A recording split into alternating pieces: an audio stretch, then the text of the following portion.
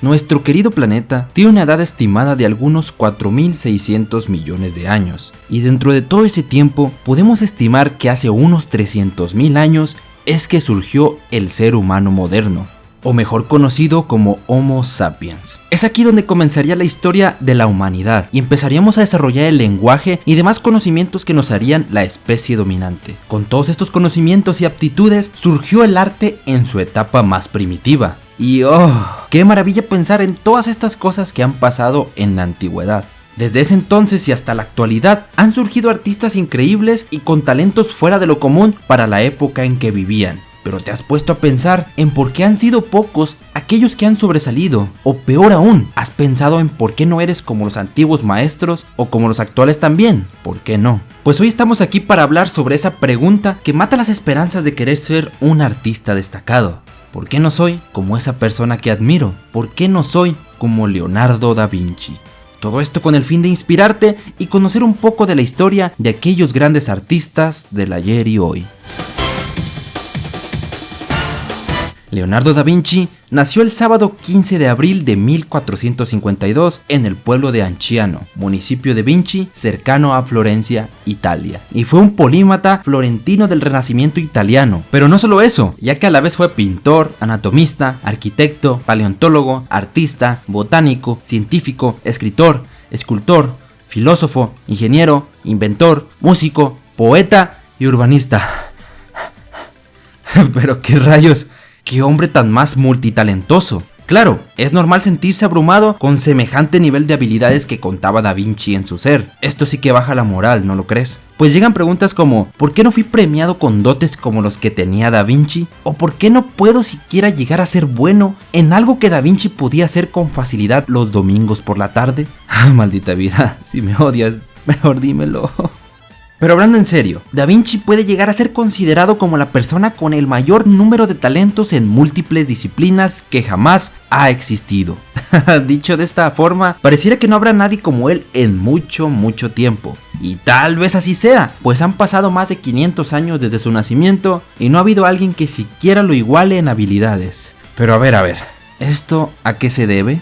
Leonardo fue criado como hijo único, a pesar de que su padre se haya casado 4 veces y tuviera un total de 11 hijos. Garañeno el compa, todo un Don Juan. Mientras tanto, la infancia de Leonardo estuvo llena de curiosidad e imaginación. Se dice que de niño dibujaba muchos animales mitológicos que sacaba de su mente con inspiración del entorno en que vivía. De hecho, Giorgio Vasari, su primer biógrafo, cuenta una historia en cómo el pequeño genio de Leonardo creó un escudo de medusa con dragones que hizo temblar a su padre cuando éste lo vio. Muy Don Juan y todo, pero un poco temeroso el compa. Fue entonces que su padre se daría cuenta del potencial que tenía su hijo y por lo cual le permitió ingresar como aprendiz en el taller de Andrea del Verrocchio. Andrea del Verrocchio. A ese acento yo le pongo un 3. Orfebre, escultor y pintor italiano. Durante 6 años en el gremio de pintores, Leonardo aprendió de pintura, escultura, técnicas y mecánicas de la creación artística y fue entonces que sería reconocido como artista libre. El primer trabajo del que se tiene veracidad fue la construcción de la esfera de cobre proyectada por Brunelleschi para coronar la iglesia de Santa Maria dei Fiori. En dicho taller de Verrocchio también se encontraba el de Antonio Pollajuolo, en donde Leonardo estudiaría la anatomía. Más temprano que tarde, Leonardo superaría las habilidades de su maestro. La imaginación y creatividad del joven Leonardo da Vinci eran de épocas más avanzadas para la época en la que él vivía. A los 30 años de edad, Leonardo estaría en Milán, fungiendo el puesto de Pictor et Ingenierius Ducalis, que era básicamente ser ingeniero militar. Es ahí donde duraría 17 años de su vida, realizando proyectos de hidráulica, mecánica, arquitectura y, claro, pintura y escultura. Pero en el año de 1498, Leonardo finalizaría una pintura mural, que en un principio sería como un encargo sin tanta relevancia, que era para el refectorio del convento dominico de Santa Maria dalle Grazie, y que esta se convertiría en su famosa pintura La Última Cena, The Last Dinner. Lamentablemente se deterioró muy rápido y a eso súmale que se restauró de mal forma en varias ocasiones. Esto hace que no podamos apreciar al máximo el dramático momento en que Jesucristo le dice a todos los apóstoles que uno de ellos lo traicionará. Increíble pintura, increíbles sentimientos. Cuando los franceses entraron a Milán, Leonardo abandonó la ciudad y entonces la Signoria de Venecia contrató a Leonardo como ingeniero militar. En poco tiempo, Leonardo proyectaría muchos artefactos que no se harían sino hasta los siglos XIX o XX.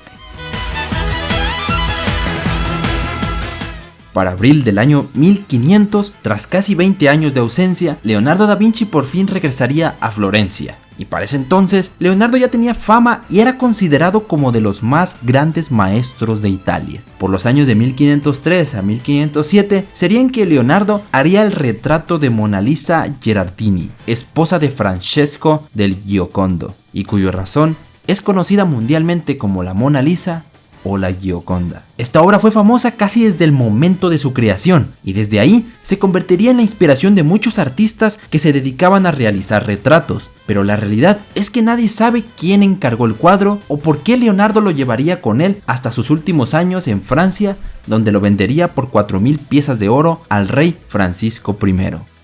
¡Ay! La mítica Mona Lisa, tan enigmática, tan hermosa, tan fascinante.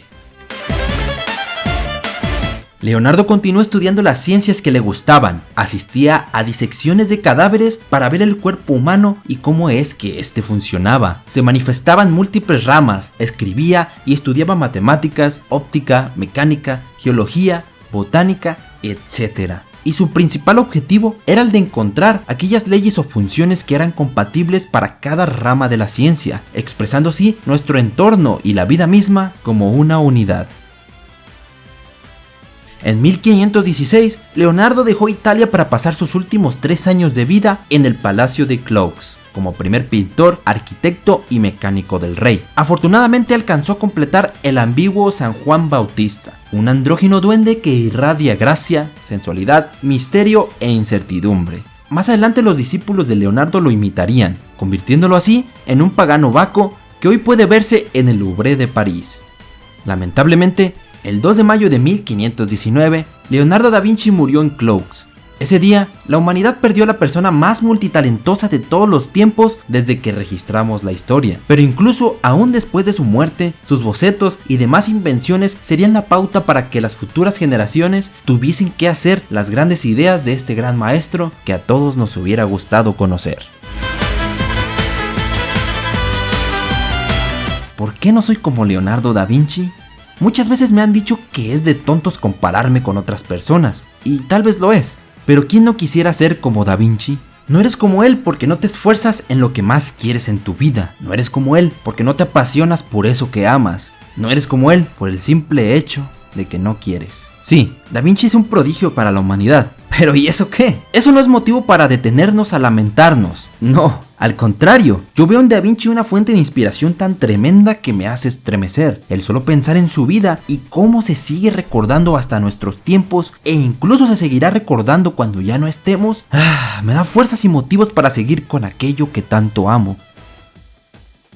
¿Por qué no soy como Da Vinci? Aquí, la verdadera pregunta es, ¿por qué no soy yo mismo? Luchemos por dejar huella en este mundo, que nuestro arte sea recordado por siglos y siglos y hasta el fin de la humanidad.